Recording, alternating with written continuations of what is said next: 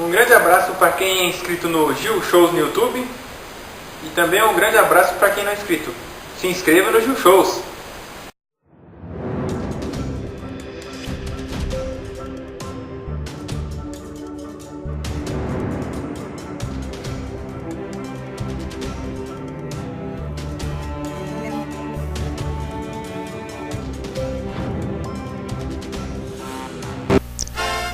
Este trabalho está sendo feito por um grupo de alunos da Fundação Universidade Virtual do Estado de São Paulo, Univesp, do curso de Licenciatura em Ciências Naturais e Matemática do Polo de Jaú, de sábado à tarde.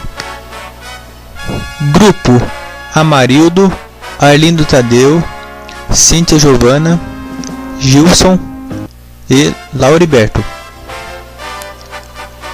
O presente trabalho tem como objetivo buscar uma estratégia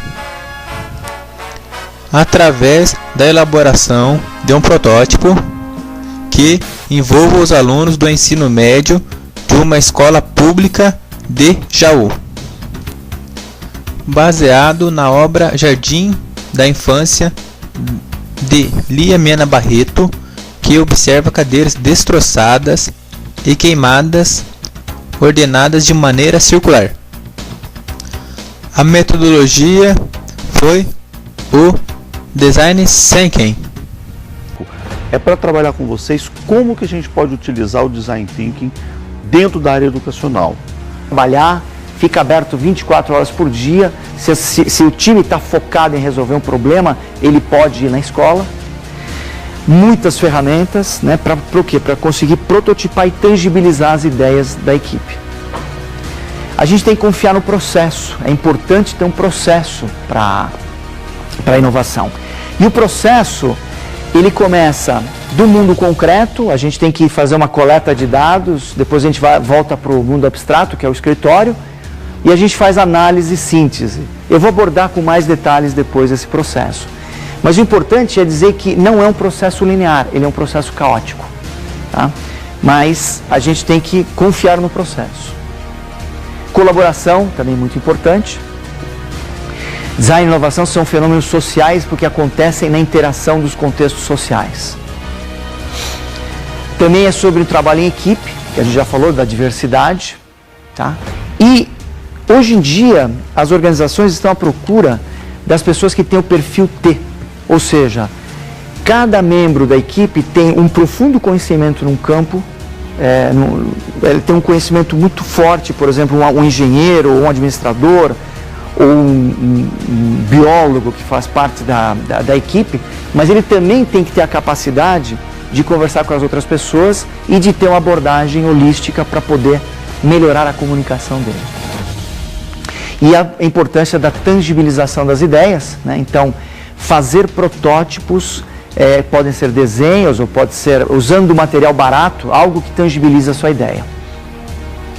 Então, tem o brainstorming, que é muito usado para geração de ideias, mas também tem o protostorming, que é geração de muitos protótipos para poder pensar. Então, a gente prototipa para aprender e aprende prototipando. Inovação chamado Design Thinking.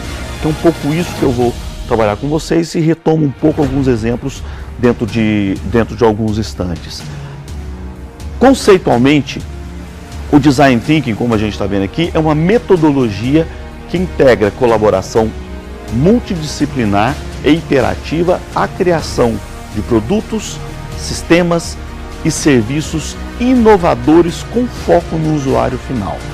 Claro que quando a gente fala de educação e de escola especificamente, a palavra usuário final aqui não é a mais apropriada, que isso aqui é uma linguagem mais de uma área empresarial do ponto de vista conceitual.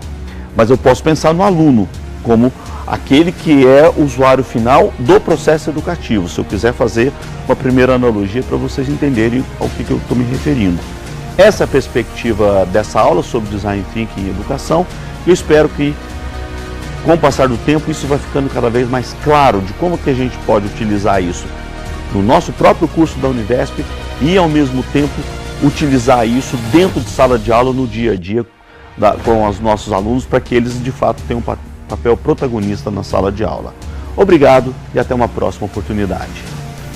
Utilizando a arte como meio de conscientização, como visto em programas Univesp. Tem que fazer com que eles se sensibilizem. Como que eles vão sensibilizar? Com o meu artigo de opinião, com o artigo de opinião de cada um. Dentro da Declaração Universal dos Direitos Humanos, que vocês têm colado no caderno, vamos lá olhar. Além das atividades da aula de português, a professora de artes também aproveitou o tema dos direitos humanos para fazer refletir sobre uma das obras de arte mais conhecidas do mundo. Escolhendo um detalhe da obra que mais havia chamado a atenção, né? Havia chamado a atenção deles e que tivesse uma relação direta com um dos artigos dos direitos humanos que nós havíamos trabalhado. Inclusive, dando aquele colorido, né? Uma intervenção na obra em vermelho, que é para marcar mesmo assim, onde tem sentimento, onde tem problema, que relação tem com o tema. Observando aí a obra de Pablo Picasso, que sentimento ela transmite em você? Bom, muitas dessas imagens, essa representa tristeza. Qual? Essa qual? Essa de uma moça gritando. Uma releitura foi exposta na Expotec, Feira Técnica e de Ensino Médio de Jaú, que foi o protótipo 1.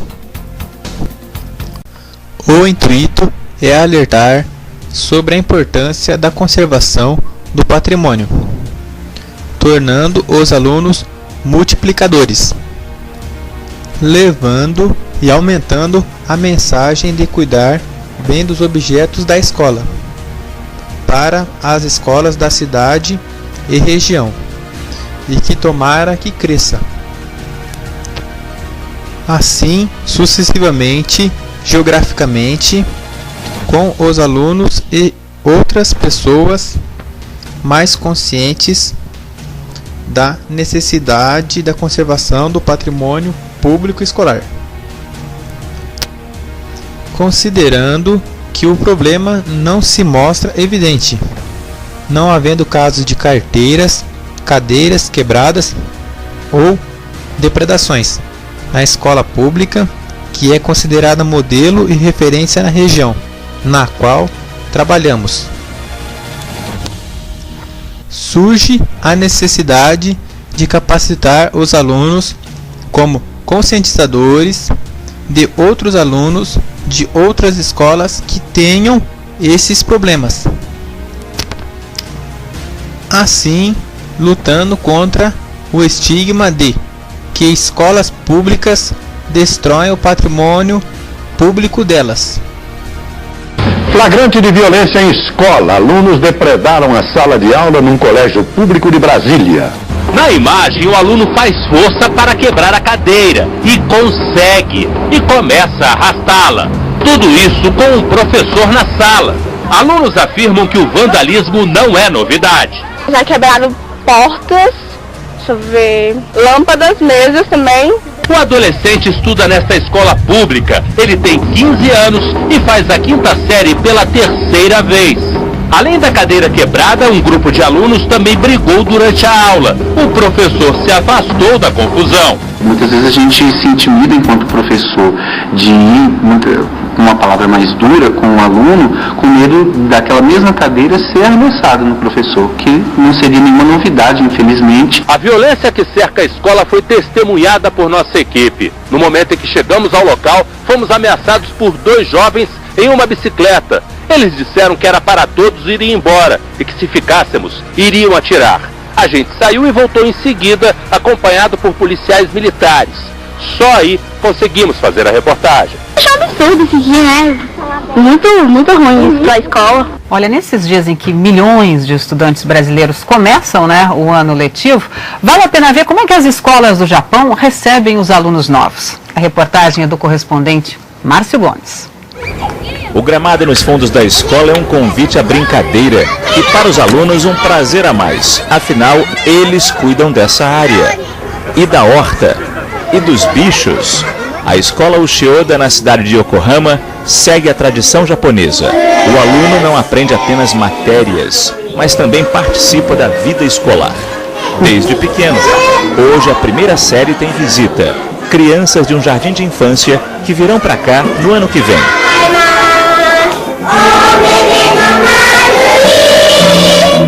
Depois das boas-vindas, cada veteraninho pega um pequeno pelo braço, apresenta as lições e até a mochila que terão. Segundo o professor, eles se sentem mais responsáveis e se preparam para o que irão enfrentar na segunda série, quando deixarão de ser os caçulas. Nas escolas japonesas não há refeitório. O almoço é servido na sala de aula. São os alunos que arrumam tudo e servem os colegas. É um sistema de rodízio. O responsável pelas bandejas hoje diz que prefere distribuir as caixinhas de leite. Eles fazem o próprio onigiri, o grande bolinho de arroz embrulhado com alga. É assim em todas as séries.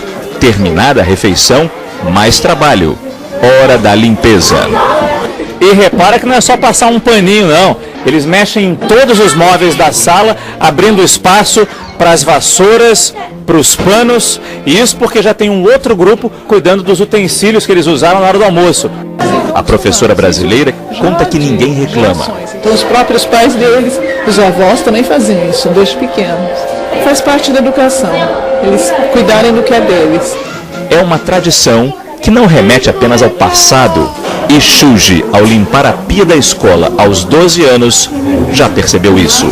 Eu me divirto pensando na importância de manter a escola para as crianças do futuro.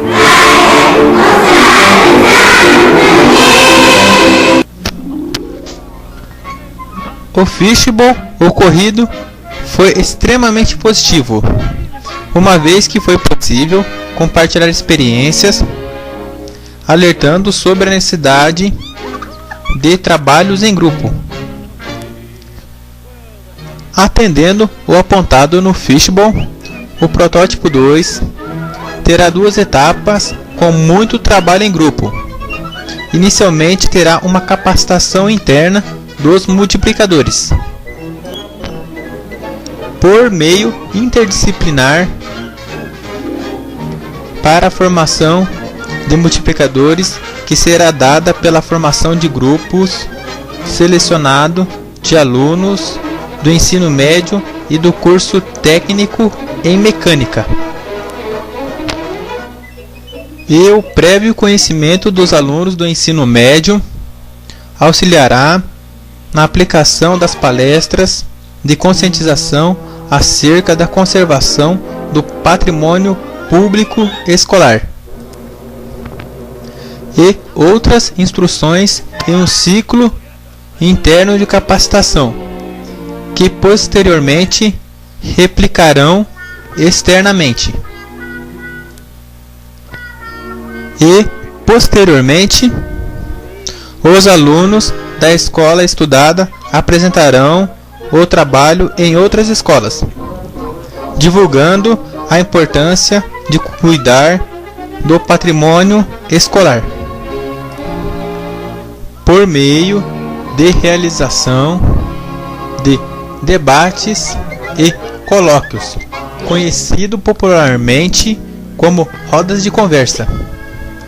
Consequentemente, trabalhando em grupo, internamente e em seguida externamente, levando e aumentando a mensagem de preservar o patrimônio escolar para as escolas da cidade e região, e tomara que cresça, assim sucessivamente, geograficamente, agindo localmente, influenciando globalmente. Esquema: ETEC, Escola 1, Escola 2, Escola 3, e assim sucessivamente. O mapa do processo foi: estratégias para conscientização de alunos do ensino médio da rede pública para conservação do patrimônio público escolar. Pesquisa e análise, arte como meio de conscientização da preservação do patrimônio público escolar. Protótipo 1. Exposição da adaptação da obra de Lia Mena Barreto, Jardim da Infância. Protótipo 2. Formação de multiplicadores para a preservação do patrimônio público escolar. Divulgação do trabalho pelos multiplicadores e sua atuação. Ciclo constante em expansão dos multiplicadores, da mensagem, da conscientização, da preservação do patrimônio público escolar.